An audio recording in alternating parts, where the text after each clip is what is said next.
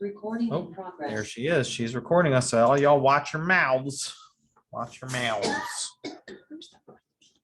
I don't know. Well, I think they RSVP for this too, for Zoom. Right? So if you think 19 total and we have 5, 9, 50%, how we bet. And then they were watching on recording. If they watch it. Or what ends up happening is they call me later. Right, and want to know something. And that's want to know been something. I say, addressed. did you watch the video? No. Right, but that's job Taking my security. kid to the dentist. Leave me alone. It's job security. Mother of the grooms. All right, y'all. I want to thank everybody for tuning in.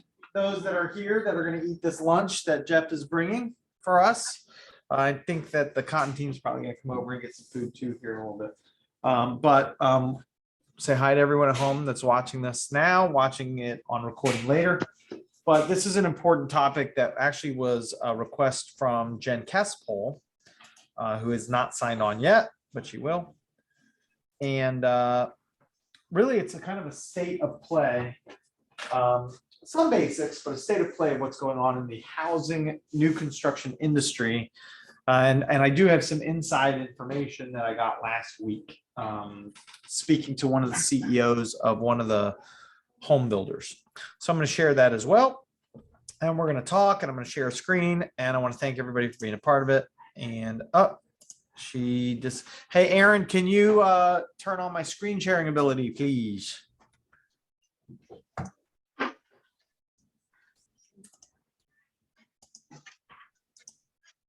And let's see. Oh, who's that? What's going on? Where is she at? Oh, she's at a friend's house. All right, here we go. So I'm going to share this, and then we're going to make this big. All right, so today we're going to talk about new construction training. And then at the end, we're going to touch on the tool that is really a good tool for you guys to use. And I think it's overlooked quite often, which is the new Homesource Pro in the MLS. If you haven't peeked in there, we're going to do that today as well. All right, so new construction training. So the builder industry currently is made up, locally especially, of big multi-billion-dollar companies that involve Wall Street. And nationally, just so you know, there are still tons of mom and pop builders throughout the country. Okay, so it's really kind of a phenomenon you see in hotter areas like we have here, where the builders are just enormous, right? And now they're beholden to shareholders many times. And what this means is that they play the game of fiscal quarters, fiscal years, and meeting expectations for shareholders. And that becomes more important than your client. And that you're dealing with that right now with what we just talked about in my office, IOUs and things like that, right? And the market ebbs and flows, and many builders are leveraged. And they are leveraged at every corner of their business, meaning they leverage land, they leverage contracts, they leverage subcontractors. They are constantly running lines of credit, and they want almost no assets. They're very light asset companies. They don't own a lot of stuff. You know, they don't own the HVAC units I mentioned, right? They buy them, they get put in the house, and they're trying to get it off their books as fast as possible, right? So really, they're just a labor-intensive business. And some builders have land holdings and stuff like that. But it's actually an asset-like business, all right? And when the market gets squeezed, really, and I don't mean the housing market, I mean liquidity markets, capital markets, when they get squeezed, builders have to move very quickly to renegotiate and some ways, for lack of a better term, rob Peter to pay Paul to keep out of trouble. And what we saw 15 years ago was the builders that were not well connected and well funded went out of business. They could not rob Peter fast enough to pay Paul fast enough. And so we saw that occasionally, even here locally. So everything that you're hearing, and you guys hear this in every market that's out there, not just housing, when it comes to the supply chain and constraints on trade and inability to get materials, is affecting them too. And it's in some ways, because we're closer to housing, we see it and feel it more, but it's throughout the entire industry, cars, chips, it's just all throughout. I'll give you a story.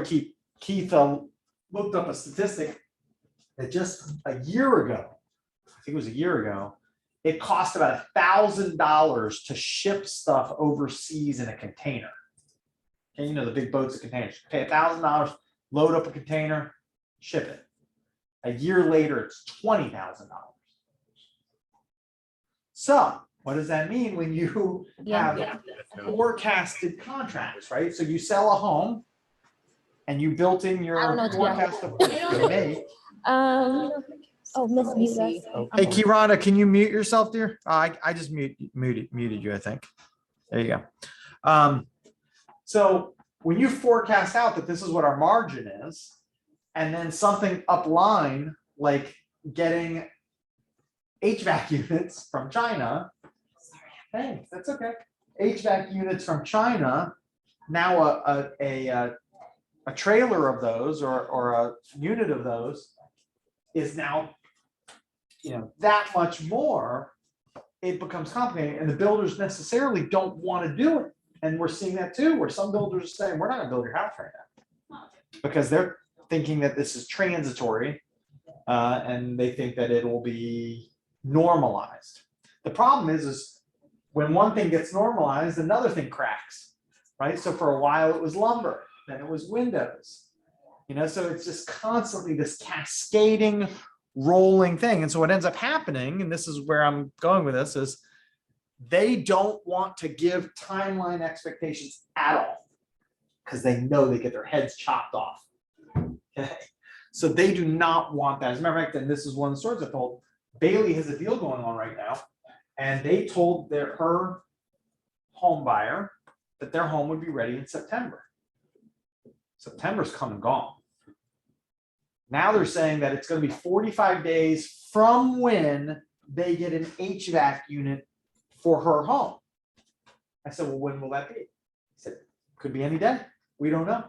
We literally get a call and say, I got 3 units for you. Where do you want them? And he said, and I can't bump her house to the front of the line because I have people waiting in front of her. And this is from the CEO of the company. And then he turns around and says, are you seeing something different? No. I know there's resales out there, but we're all in this together. And so this is cascading. It was windows for a while. And what the companies did, and this was being agile and really kind of smart, is they sealed up the windows with Tyvek in houses to pass inspections, right?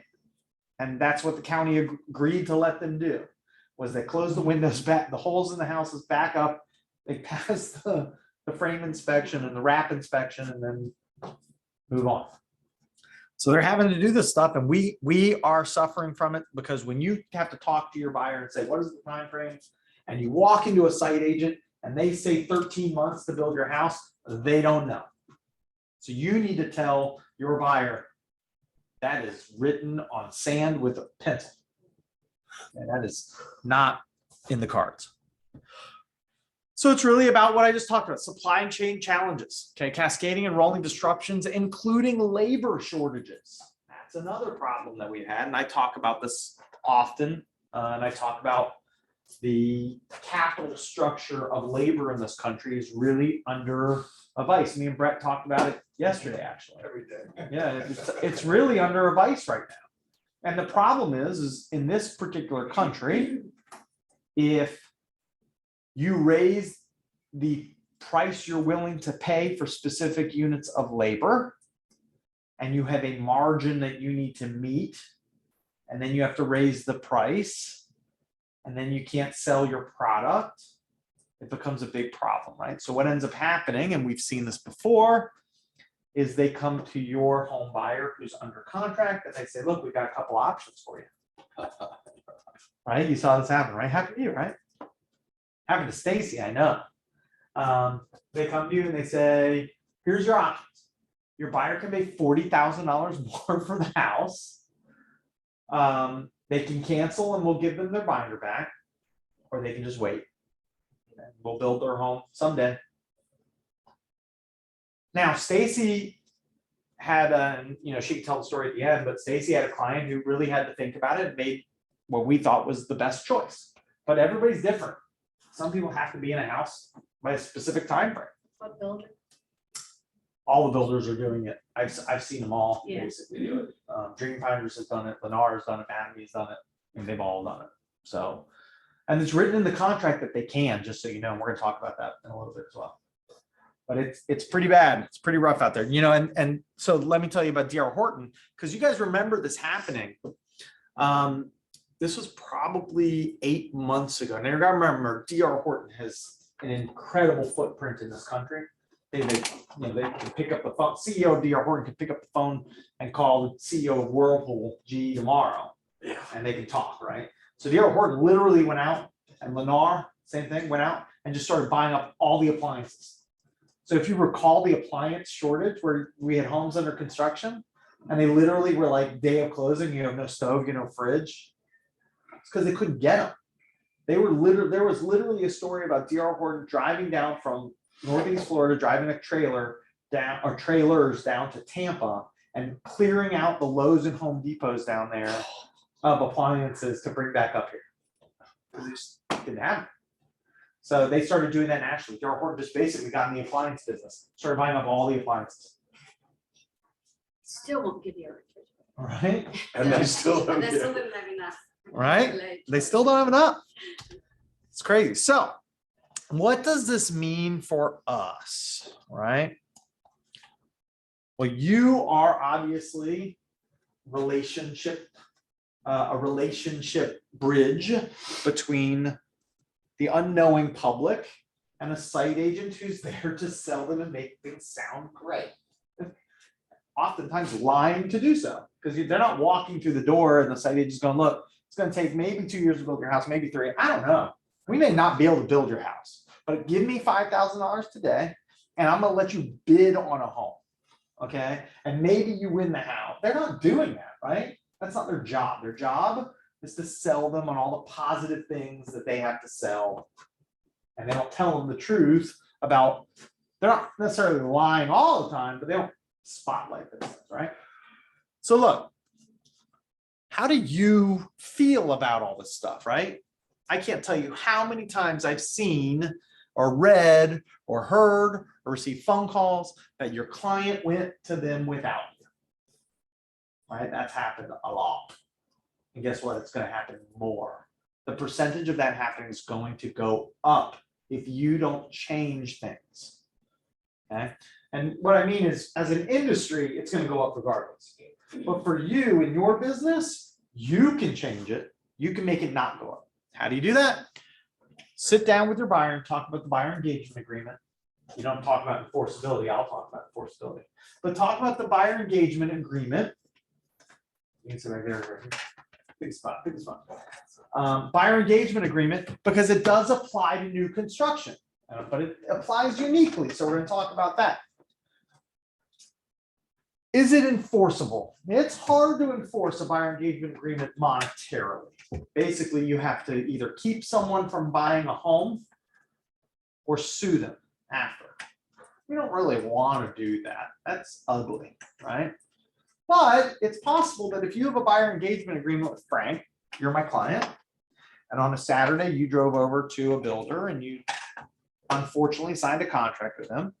And then on Monday, I call the site agent and say, look, here's the situation. I got this buyer engagement agreement. The buyer has to pay me 3%. This is going to make things complicated and it's going to maybe convolute things and they're not going to be extraordinarily happy. So why don't you go ahead and allow me to be on the contract and we can work through this together? That's a conversation that can be had because you have a buyer engagement agreement versus calling me and I go, did you have a buyer engagement agreement? No. Well, you can call the site agent and beg, but unless the buyer is willing to walk from the deal that they got and really kind of play hardball, which usually they're not, you're kind of SOL. move on. But with a buyer engagement agreement, you can call and say, hey, that's awesome. I'm glad you found something. I wish I could have been there. Let me call the site agent and see what we can do. So they know that you're with me. Okay, we talked about that at the beginning. They'll know that you're with me, and then I can come to all your inspections, make sure that you're treated the right way. When we have to fight, we know how to fight, all of those things, and I'll call the site agent, right? And you call the site agent and say, look, I got a buyer engagement agreement. Okay. It says 3%, it's exclusive. So I'm gonna get a commission regardless. So let's work this together. I'd rather work with you because I want to build this relationship and bring you more business, right? Now, if a unit from a builder is listed in the MLS, then they've already agreed to co-op with you. So now without a buyer engagement agreement, they could argue that you weren't here. You're not here. So there's a lot of little nuances there. But what is the commission based on? Guess what? It's different every time. If it's not in the MLS, if it's in the MLS, it's going to have the percentage at the bottom, right? And there'll be a price there. Now that price, just like in resale, if you negotiate an offer or whatever, you're not obviously not going to be paid on the list price in the MLS because that doesn't make sense. You made an offer, you pay less, but the percentage at the bottom is going to remain the same. Okay. But builders have different amounts that they pay. Some pay on base price only. Some do not include a lot premium in it. Some pay on no upgrades, which is saying, I guess, same, so it's very different. And then the co-ops are what? They're different. Mattamy is now paying 3% in Rivertown, but they're not paying 3% everywhere. Lennar's paying 1%, 1%, but in some neighborhoods they're giving you a bonus and they're paying 2%, right? So you have to know these things and understand what you're getting paid. Okay, you can't just fly blind and understand that. Now let me go down to, do builders even like us? What do you think? Do you think builders like us? Yes and no, not particularly. Ben, what do you think? I think certain ones do and others don't. I'm not talking about site agents, Right. builders, okay? Yeah. Which builders do you think do? I think D.R. Horton does. I think Toll Brothers does. I think ICI does. Cheetah. Who's that? Cheetah. See that? Well, I haven't done work with them for a while, but yeah, They do. did, They get I along think. about. Okay. Which builders don't like us? Lennar. Lennar. I think Mattamy. Okay. Dream Finders, I think, kind of use this as a necessary evil. I don't know. Okay, that they I like that word. like us, Yeah, but- I like that word. Yeah, I agree. Yeah, I think it's cyclical depending on when they need it. yes. It's not cyclical. Okay, then why did we see a compression in their commissions Ah, in the recent time and it's- not previously? It's not reflected in commissions. Okay, so it's I not, believe it's, that. it's not reflected in commissions. All right, why? I'll tell you why. They pay what they think will get us to come, bring our clients. Doesn't mean they like us. Okay, I'm only asking, do they like us? And I would argue that with a few exceptions, most of them don't like us, most. And let me explain why, because it's important for you to know how we got here. I was a site agent for 6 years. And I would sit there and I would watch realtors do nothing. Nothing. And if they did decide to do something, usually they would interject themselves in the deal 30 days before closing and pick a fight. And I'm like, who are you? Oh, I'm a realtor. I'm the realtor. Where have you been this entire time? So we did it to ourselves. Now, you guys aren't those people. You go to all the meetings, you go to all the stuff. Deemer takes his 3D videos, but we need to do better. Okay, because right now, and I say we, I don't necessarily mean the people in this room, I mean as an industry, we have to do better. Because when the market shifts and builders start paying more in commission, great. But it's going to be to this point again, and they're not going to like us again. I mean, there's a builder out there, I think it's Lennar, if I'm not mistaken.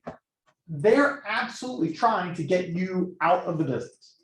They don't want you in the business. They want their people that walk through the door to go to Open Door and Zillow, use Open Door and Zillow, sell their homes to them, give up, a portion of their money to them, whatever it may be in this current environment. I would argue they're not giving up any equity to Zillow. A year and a half ago, they were giving up a bunch of their equity to Zillow. But right now, they're in a fight for market share, Zillow and Open Door, and they need market share to keep their machine rolling. So they're willing to pay more. But Lennar doesn't want you involved. They don't like you. They pay their agents more to cut you out. I think And it's by- also because of inspections, you know, we are encouraging to have third party inspection. No, well, but That you're doesn't different, want but that. you're unique. That's not why they don't like you. Okay, you're unique. Okay, you're doing, by the way, that's wonderful. You should do that. That's not really why they don't like you. They don't like you because Lennar thinks you can't do a better job of finding them clients than they can do themselves. They don't think that you can help their potential buyer sell their home more efficiently and timely than they can do it sending it to a company that they're on the board of, which is Open Door. Okay, the same people on the board of Lennar are on the board at Open Door. Okay, so it's not really about that, you in particular today, it's 10 years of realtors not showing up, and when they do show up, they're just negative. And so they decided they can pay their site agents $500 more per house, cutting you out, and their site agents will say things to your clients in the office to insinuate that they don't need you, right? And they're not the only ones doing it, by the way. There are site agents out there who don't want to work with realtors. They feel like they lose control. And this is something that we have to talk about, and I'm going to talk about it in a second. But they don't necessarily like you, okay? There are some builders that are exceptions to the rule, and they view us as a marketing tool, a marketing piece, and they actually build it in their budget. And they actually have a number that they kind of gauge that this is how much cooperation, realtor co-op, we expect. But there are builders that would rather us be gone. We did it to ourselves. I remember one time being a site agent, a realtor pulled up. I knew the realtor. I saw them in the car pull up. The car opened up. Their clients jumped out, came in the model. She left. She was gone. And they bought a home, put her down as a realtor. Never saw her again. Just dropped them off. Now I gotta tell you, as a site agent, I kind of liked that.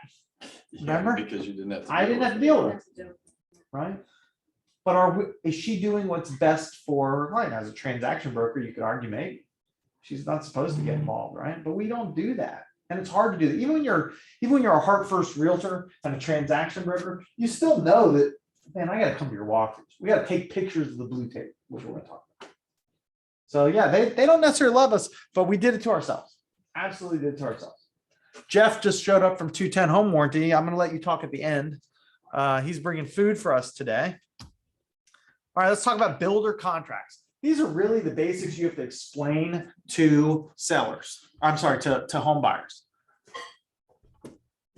It's written in the builder's favor. You guys all know this. If anybody's watching, if I get one person to understand that today, great, they learned one thing, but you guys all know that.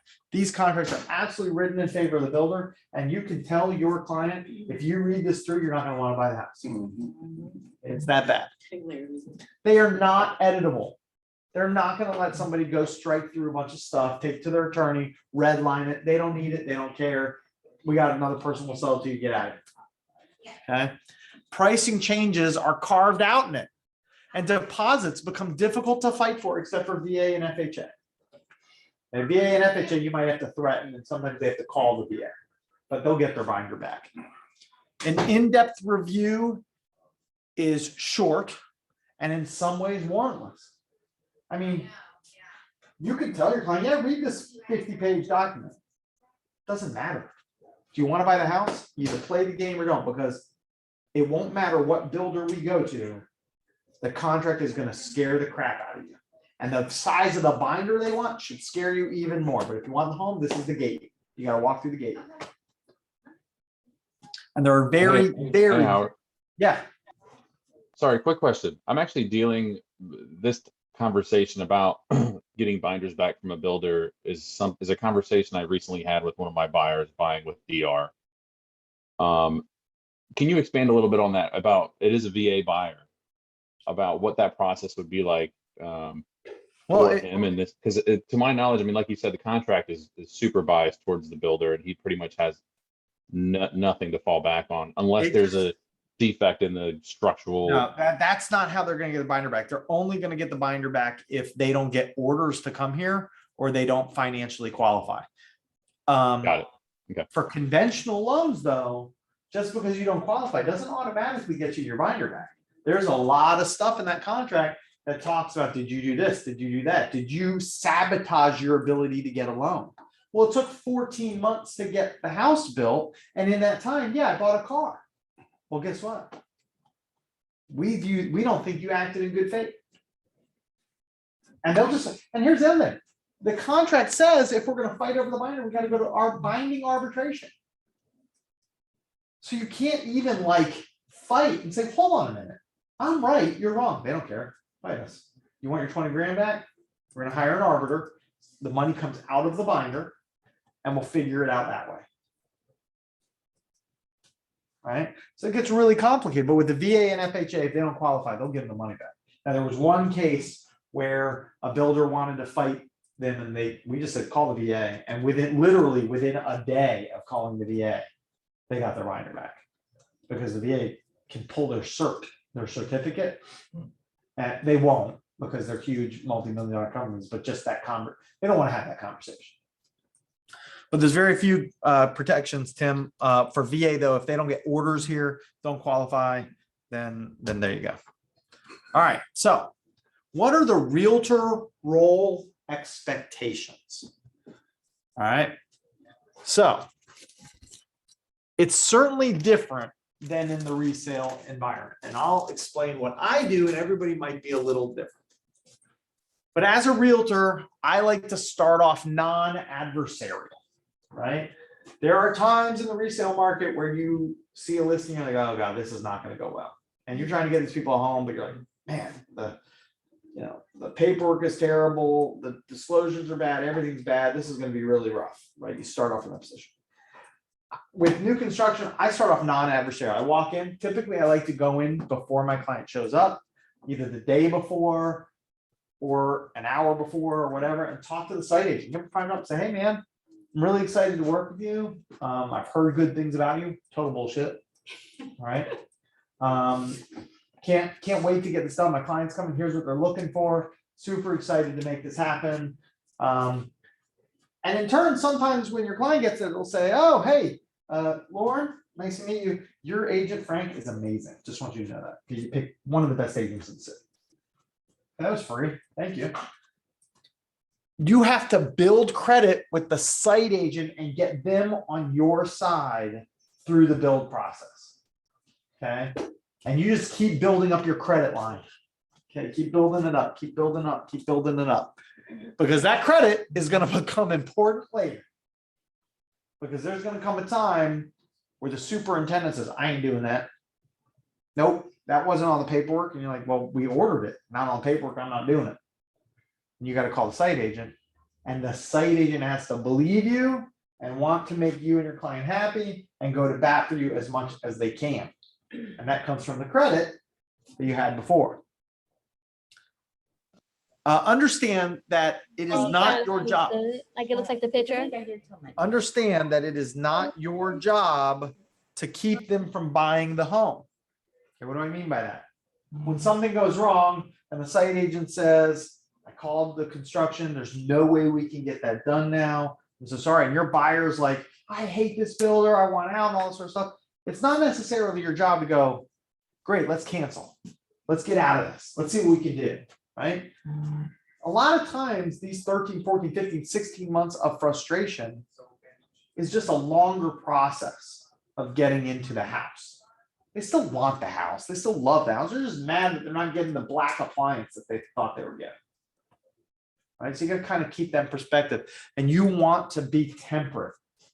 Don't get all emotional with them. I promise you, new construction, because of the time frame involved, and something is being built from scratch that they see incrementally, is probably the most emotional times you will see a client ever. It doesn't really happen in resale as bad because it's 30 days, 45 days, 60 days. It's all kind of smushed together, and they have a place to live. So it's just not quite as fiery. New construction though, man, you've got to be the anchor. You cannot have them call you and you just are set off with them. Doesn't work. Okay. Now, you need to be present at all appointments. Super important that you're present at all appointments. By the way, every time you're present at an appointment with them, it's a chance to ask for referrals and build rapport. Great. If you know anyone else who's looking to live in the community with you, I'd love to help them the same way I'm helping you. You definitely don't want them to come here on their own, as you've experienced. Right now, like, when I'm working with, they're not, the builders, they're like, only the person on the contract can vote. Yeah. And so I'm like, Go to the meetings? yeah. No, if they say they want you to go, you can go. And then just Probably because of COVID. well, and that's what I'm thinking, because they used to not do it, but Who's the builder? Dream Finders, No, you can go. they didn't let me go to the design center. They didn't, like, we're Well, waiting to do our, I don't, so to be fair, I don't like going to design center appointments either. yeah. Okay, because what I was finding that I was doing is I was projecting my feelings into their selections. Well, that one I was okay Right. with, but like the pre-construction. Yeah, go. They're Go. like, you can't go. Yes, I'm you like, can. why? You don't work for Dream Finders, you work for your client. Good. And if they want you to go, you're going. Okay. Wear a mask, do what you gotta do, you're going. Yeah. And if it's about how I like to say, oh, is that not a convenient time for you? Like, is that what the issue is? Like, it's not convenient? No, you're just not allowed to go. Well, I don't work for you. I work for my client. Yeah. And I have to be there to make sure that my expertise, what they're paying for, is used. So you just keep pushing. I wouldn't allow that for a minute. Yeah, I mean, it's. So go to them all Okay, good, and then take notes. yeah. That's the next thing. Take notes. Why? You can't remember all the things that these superintendents and site agents say.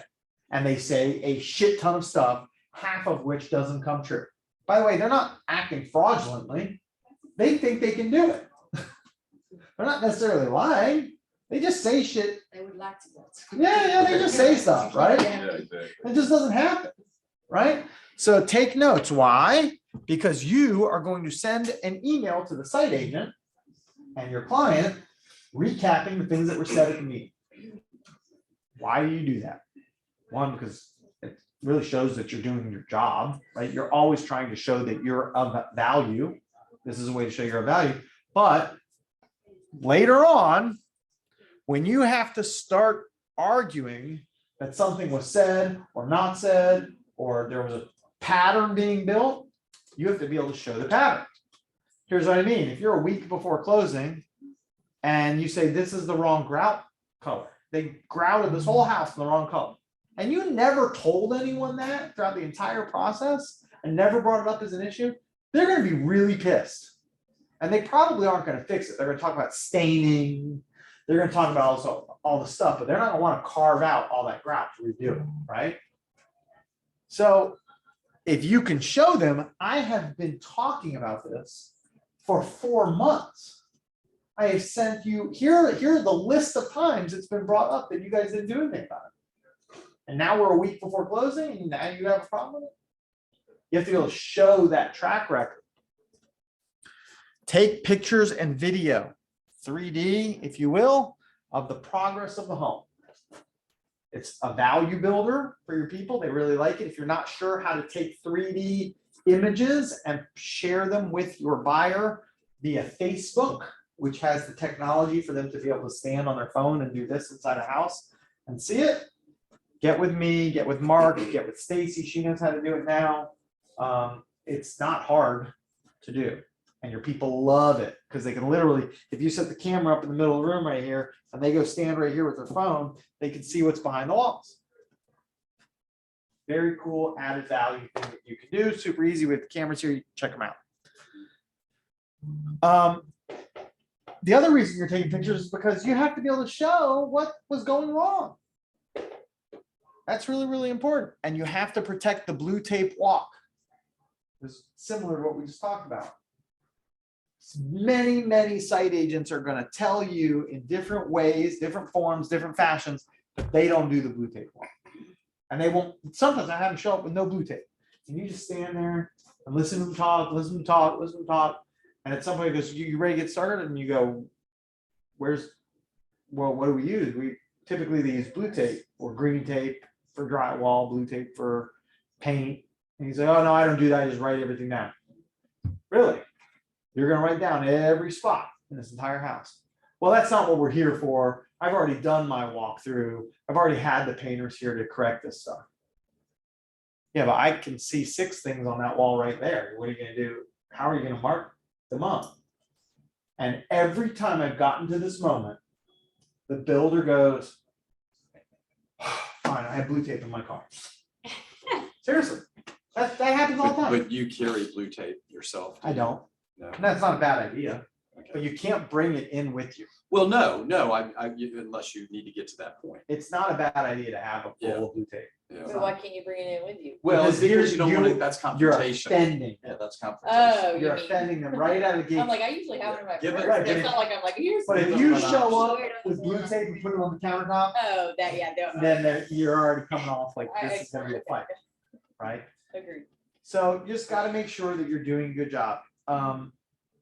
What you would like to have happen in the perfect world is you would like the blue tape walk to be where the superintendent tears off a long strip and hands it to you.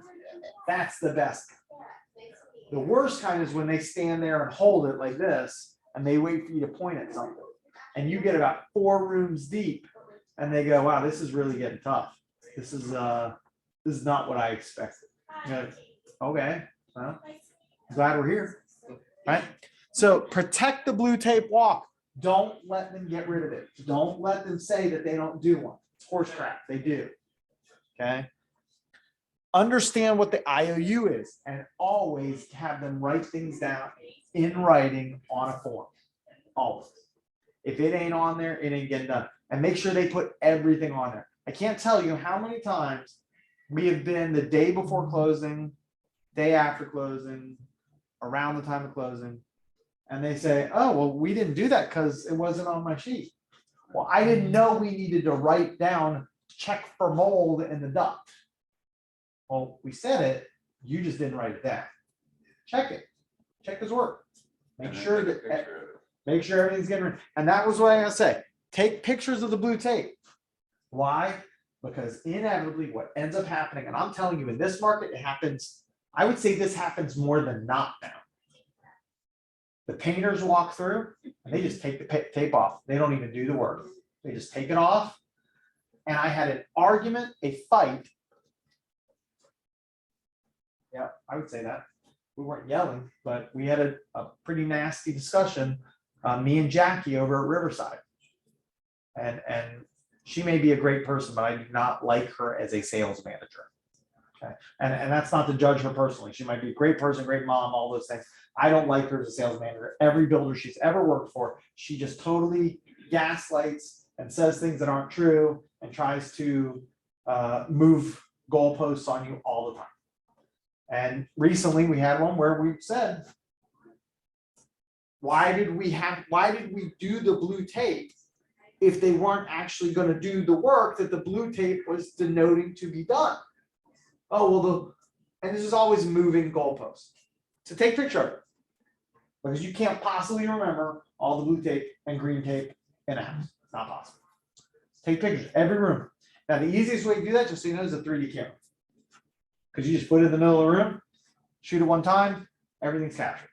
And then you just go stand with your phone and go right there, right there, right there. Right? That's the easiest way to do it. The threat to not close needs to be carefully leveraged in this current market. Okay. You better talk to your buyer ahead of time if they're really pissed and say, can you afford to have this pushed back? They may say, no, I gotta move in tomorrow. I got movers and I took this week off of work. So it's real hard for you to walk in there with the superintendent and go, we ain't closing today. This place is a shithole. When your buyer's like, oh, I gotta close tomorrow. I gotta move in, right? You can't fight. We talked about this in all sorts of, you can't fight harder than your buyer's willing to fight. Okay, because they'll cut your legs out for money. You'll be fighting, and then they're behind you going, oh, good. That's happened before, by the way. You will send or say the most terse, powerful email, and they will literally text the superintendent behind your back and say, I know you just received that email. It's fine. Don't worry about it. Everything's good. And you will literally show up a walkthrough in the Supernova and be like, and you're like, why didn't you fix that? I wrote you an email. They said they were good with it. And they're like, yeah, we're okay with it. I'm like, holy shit. I don't know where I stand at, right? What are we gonna hold them to account on, right? So you just gotta be careful that you don't fight that. And now I'm gonna show you the new Homesource Pro. So let's go ahead and do that. Hopefully I remember my login. Otherwise, this is gonna be hard. You can always do forget password, I guess. Login. Oh, that's awesome. All right, so in the MLS, you guys, under menu applications is new Homesource Pro. Really great program here. You can come in here and you can type in a zip code 32259. And check it out. All the builders of different communities are here, right? Well. when you Not say- all. I understand, not all. Okay, so can you tell me which ones are? Yep. No, I can tell you which ones are. Well, I can tell you which ones are. I want to know about the ones that I can't tell you that. But here's what I can tell you. This is Okay. not a direct pull from the MLS. That's important to note. So the builders that put stuff in the MLS is not all encompassing, because clearly builders don't put everything in the MLS, right? New Homesource Pro pulls from an XML file, which is an Excel sheet that builders put their stuff into, and it drags it down. But in it, it's a great way for you to figure out what's out there. You can search by communities. Here's all the different communities. If hey, I got somebody interested in Beach Walk, I can click Beach Walk. Here, it shows a map. You got to check, look at this up here, unverified co-op. So it complements them, but does not secure co-op from builders. So you got to make sure that this is not, just because it's in the new Homesource Pro does not mean you're getting a commission. Okay, it doesn't circumvent that. But you can actually communicate with the home builder through it. You can contact the sales agent from here, right? You can see the map. It even has a commute calculator you can add for your client. You can add homes and share it. Now, when you share stuff, you can email the listing. It does not put down any of the site agent stuff. You can even request to register a client with a builder. You'll notice it uses the word request. Okay, it is not something that they're obligated to do. But it has a sales office phone, all sorts of good stuff here. And I don't think it's used nearly enough. How many of you in here have used New Homesource Pro? 2. There you go. So I'm hitting them out of the park today. There you go. It's a great app. They've gotten a lot better. About 2.5 years ago, it was not very good. Okay, it's a lot better. And so new construction, I believe, next year is going to be very important. As the builders get through this crunch, and they start to normalize their build times and they start to get things in order, I think it's going to be very important that you guys know exactly what new construction is out there, ready to go, where they can find dirt and all that stuff. If you want to make more money, you better know New Homesource Pro. And you can print reports from here, save email listings, request to register client. You can even put clients in here, my clients. And you can put people in here and have searches and send them stuff all from here. Now, New client. Right does there. it, but if you create a search, does it send it out similar to what? I don't know that you can attach it to them, but you can create your own saved searches. Oh yeah, look at there, assigned to. So yes. Here, let's bring up this guy, Howard Flash. Although I don't think I have any saved searches made. Let me put this and see what's over there. Saved searches. Yeah, I don't have any saved searches. I didn't do any, but I assume that there's a way to do it. If it has saved searches and it says assigned to. Just do yourself and you'll find out. Yeah, well, I haven't done it though, it's a little late. So yeah, so that's it's a great app, y'all. New Homesource Pro. You can put your clients in it. They will not get information from it to circumvent you to the builder. Doesn't mean that they won't. I think buyer engagement agreements are the way of the future. And are they enforceable? This is always the conversation. They're just give us a better spot to negotiate from. Somebody said, well, I'm not, you have a buyer engagement agreement, they go to see a FSBO. They don't want to pay you 3%. Look, let's do 1%. You're a hero, right? You called me, called Keith, said, yeah, let's just do 1%. They're only paying you 1%. You're not even in the deal anymore. The client was going to leave you for nothing. You're going to pay, you move on to something else. It's not exactly what we want to do, but it's better than nothing. All right. And they are enforceable. As a matter of fact, I'm taking someone to an ethics violation within the next 30 days because Jen Kespel had somebody under a buyer engagement agreement. They went to an open house where a listing agent and his lender told the client, Jen's client, oh, those aren't enforceable. You should switch to us, use us, and we'll get you a better deal. Ooh. Wow. And they're enforceable because the client did not do that. Jen made an offer on a home, different home that same day, put them under contract, and they're enforceable because we're going to take him to ethics, and it passed grievance and it's going to professional standards. And he's going to probably have to take some classes and read the code of ethics. Not the end of the world, but Annoying.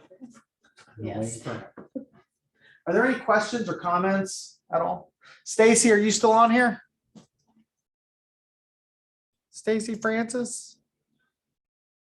I don't know if Stacy's still on here. No, Stacy's not here. Anyway, Stacy's people in the deal were dream finders, I think, presented them with the option of those three options. They decided to wait because the foundation had been poured. And we were like, we don't think the builder is going to sit on a foundation forever. And you know what? Only took a few months before they started building that. So. All right. Good. That's it, you guys. Anybody else? Oh, I got a couple chats. Let's see if somebody said anything. Theo Horton says no to go to closing. Well, never said I couldn't. Dream Fires never said I can go. Okay, so there you go. Dream Horton says no to go to closing. You can still go to closing if you have to. Wear a mask, sit outside in a car, FaceTime, and I don't care, but they can't tell you not to go. You don't work for them. You work for your client. All right, Mark, have a good one. Bye, y'all.